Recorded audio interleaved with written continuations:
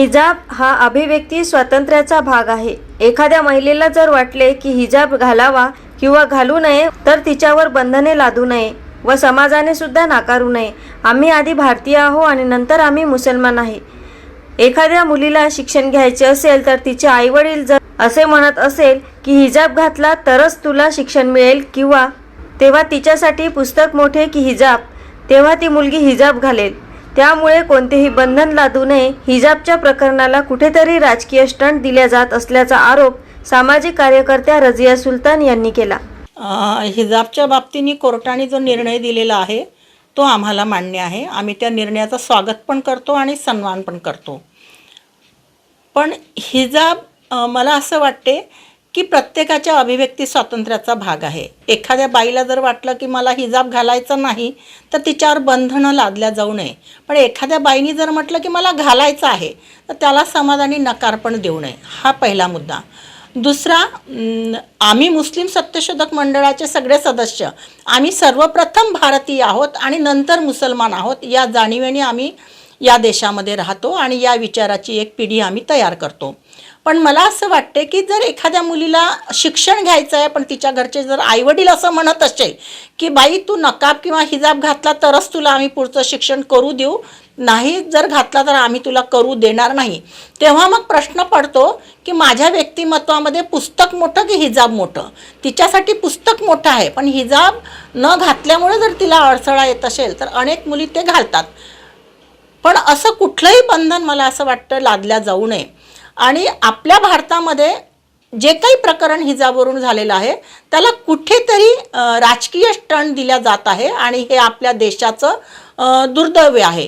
हिजाबा व्यतिरिक्त बायकांचे अनेक प्रश्न आहे. रोजगार आहे, जुबानी तल्लाक आहे, शिक्षणाची गळती आहे, निकाहे हलाल आहे, अल्पवयीन विवाह आहे. या प्रश्नाकडे जर अधिक आपण लक्ष दिलं तर मला असं वाटते की खऱ्या अर्थाने आम्हा बायकांना न्याय भेटेल. हिजाब हा जेवढं अवडंबर उठवल्या जात आहे तेवढा महत्त्वाचा मुद्दा हिजाब नाहीच आहे. आणि हिजाबवरून जे वादळ उठलं जात आहे आपल्या महाराष्ट्रात, ज्याला आपण शाहू फुले आंबेडकरांचा महाराष्ट्र म्हणतो, हे अतिशय वाईट आणि दुर्दैवी आहे. त्याच्यावरच्या अदालतमध्ये लोक जावं त्यांनी. हा निर्णय काही शेवटचा नाही, अंतिम नाही.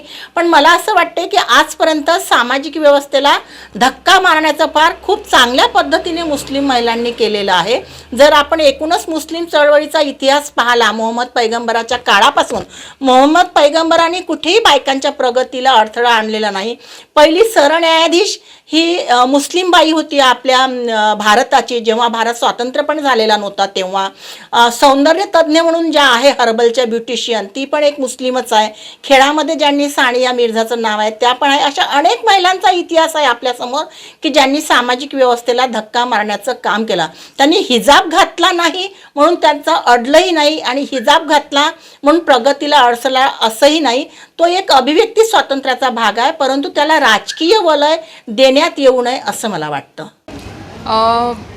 हे तसं ॲज अ भारतीय नागरिक साहजिक आहे की जो माननीय उच्च न्यायालयाने जो निर्णय दिलेला आहे तर त्याचा मी पूर्णपणे आदर करते. परंतु मला असं वाटते एक व्यक्ती म्हणून कुठेतरी हे हा जो प्रकरण तिथपर्यंत नेण्यामागे ज्या सगळ्या गोष्टी आहे ते राजकारण आहे.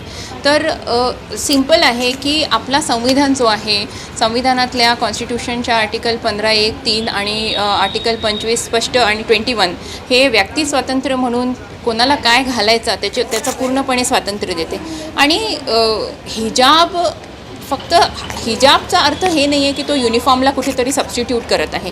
युनिफॉर्मवर हिजाबचा अर्थ आहे एक हेड स्कार्फ जो तुमचा पूर्ण हेड आणि शोल्डर कवर करतो.